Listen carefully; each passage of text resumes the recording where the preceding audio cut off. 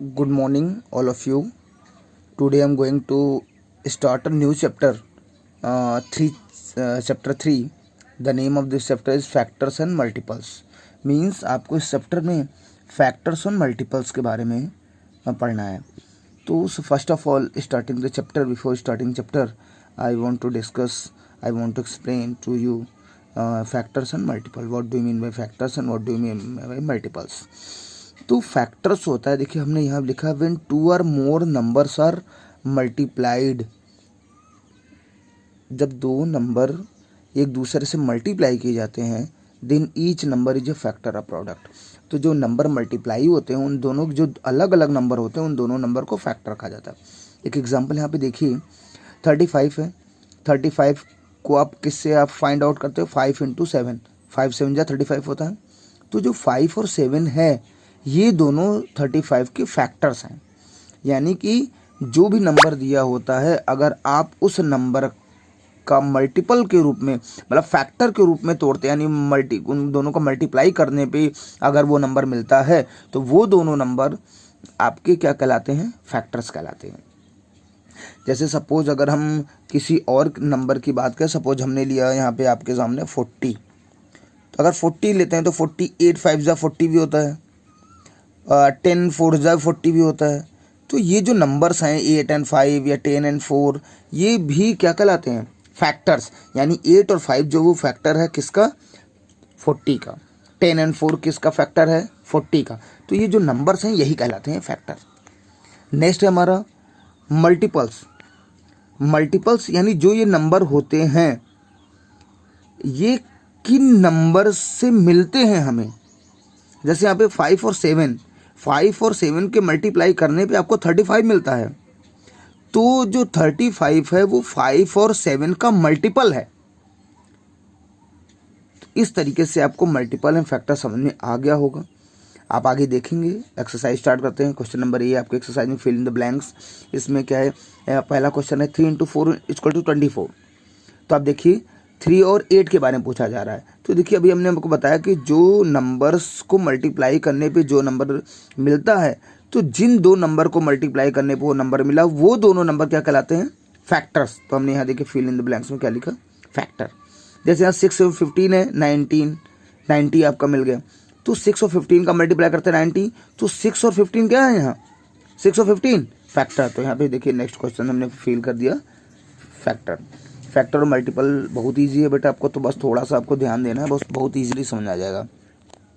अगला एक्सरसाइज का है से यस या नो. यस या नो के बारे में बताना है. अब कह रहा है 12 इज ए फैक्टर ऑफ 108. 108 का फैक्टर है 12. तो अब 108 को चेक कर लीजिए ना कि उसमें आता है 12 के फैक्टर में बनता नहीं. से आपको पता होगा 12 9 ज़ा 108. तो देखिए 108 किसके मल्टीप्लिकेशन से मिला? 12 और 9 के. यानी 12 क्या इसका फैक्टर है, इसलिए हमने देखिए यहाँ पे लिख दिया आपको ये फैक्टर है. देखिए 12 और 9 हमने दिखाया है. तो 12 और 9 जो मल्टीपल है ये इसका दोनों को मल्टीप्लिकेशन करने पे मिला हमें 108. तो 12 इसका क्या फैक्टर है और 9 भी इसका फैक्टर है. लेकिन यहाँ 12 के बारे में पूछा जा रहा है. कह रहा है 12 is a factor of 108. Yes या नो? तो कह रहा है यस. आते हैं लार्जेस्ट फैक्टर ऑफ 20. 20 से आगे कोई नंबर नहीं मिल सकता, इसीलिए सबसे बड़ा फैक्टर क्या है? 20 है. नेक्स्ट इसी का बी का the largest multiple of 14. 14 is 14 मतलब मल्टीपल. मैंने बताया आपको मल्टीपल. आप एक सिंपल सी लैंग्वेज में मल्टीपल मीन्स आप कह सकते हो टेबल. जैसे 14 है तो 14 का मल्टीपल जो बात कर रहा है, तो आप लिख सकते हो 14 का टेबल. तो 14 का टेबल 14 1 जा 14, 14 2 जा 28, 14 3 जा 42. तो सबसे बड़ा जो 14 का टेबल है वो क्या 14 है? लार्जेस्ट मल्टीपल नहीं, पता नहीं कहाँ तक है. तो वो इसलिए यहाँ पे हमने लिखा नो. तो ये हमारा मल्टीपल था. नेक्स्ट क्वेश्चन देखिए. Answer the following. Answer the first 4 multiple of 9. कह रहा 9 का 4 मल्टीपल लिखिए. तो फर्स्ट 4 मल्टीपल यानी 9 का मल्टीपल मीन्स अभी हमने आपको बताया टेबल. तो 9 का टेबल लिख दीजिए. मल्टीपल ऑफ जो 9 है, 9 1 जा 9, 9 2 जा 18, 9 3 जा 27, 9 4 जा 36. 4 मल्टीपल लिखना है तो हमने 9 का टेबल 4 टाइम्स पढ़ा. क्लियर. नाउ नेक्स्ट इसी का हम देखते हैं सी का third question. Right all the multiples of 8 lying between 50 and 90. कह रहा है कि 8 का टेबल लिखिए जो 50 और 90 के बीच में ही हो. तो हम 8 का टेबल लिखते हैं। 8 6 जा 48 होता है, जानते हैं। 8 50 के ऊपर लिखना हमें, देखिए लाइंग बिटवीन, इन दोनों के बीच में ही वो टेबल होनी चाहिए। तो 8 7 जा 56, 8 8 जा 64, 8 9 जा 72, 8 10 जा 80 और 90 तक हमें लिखना है।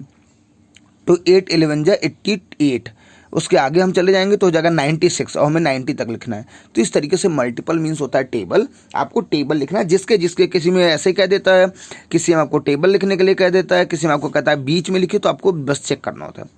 Now next question, right the common factor. Common check करना है, दोनों में कौन सा कॉमन फैक्टर। जैसे 20 और 24 में 20 का बनाते हो क्या, 4 × 5, 4 5 जा 20, 24 इसका बनाते हो 4 × 6, 4 6 जा 24। तो देखिए इन दोनों में कॉमन क्या है, कौन सा नंबर कॉमन है, 4 इसमें भी 4 इसमें भी, तो कॉमन फैक्टर क्या हो गया 4।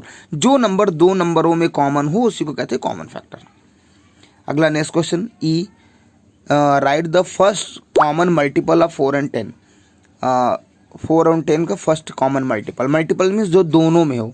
4 के टेबल में जो नंबर मिले, 10 के टेबल में जो नंबर मिले, दोनों में जो कॉमन मिले उसी को दो कॉमन मल्टीपल ढूंढना। देखिए हम 4 का टेबल लिखते हैं, 4 1 जा 4, 4 2 जा 18, 60 ये 20, यहाँ तक हम लिख दिया 10 40 तक, 4 10 जा 40। 10 का हम टेबल लिखते हैं, मल्टीपल ऑफ 10, उसी को मल्टीपल भी कहते हैं, आपको मैंने बताया अभी। तो मल्टीपल ऑफ 10, 10 1 जा 10, 10 2 जा 20, 10 3 जा 30, 10 4 जा 40। तो देखिए अब आप देखिए दोनों में कौन चीज़ कॉमन है। तो यहाँ देखिए 20 इसमें भी है, 40 इसमें भी है, 40 इसमें भी है, और हमें दो कॉमन मल्टीपल लिखना है। तो हमने ये 20 और 40 दोनों में कॉमन है, यहाँ पे हमने लिख दिया कॉमन मल्टीपल। इस तरीके से हमारा ये एक्सरसाइज 3A कंप्लीट हो जाता है। तो आप आराम से बहुत ईजिली पढ़ेंगे, बहुत ध्यान से पढ़ेंगे, तो आपको हर वीडियो और हर एक्सरसाइज समझ में आएगी। आप बार बार वीडियो को देखिए, एक्सरसाइज को देखिए ध्यान से, क्लियर हो जाएगा। Okay, thank you.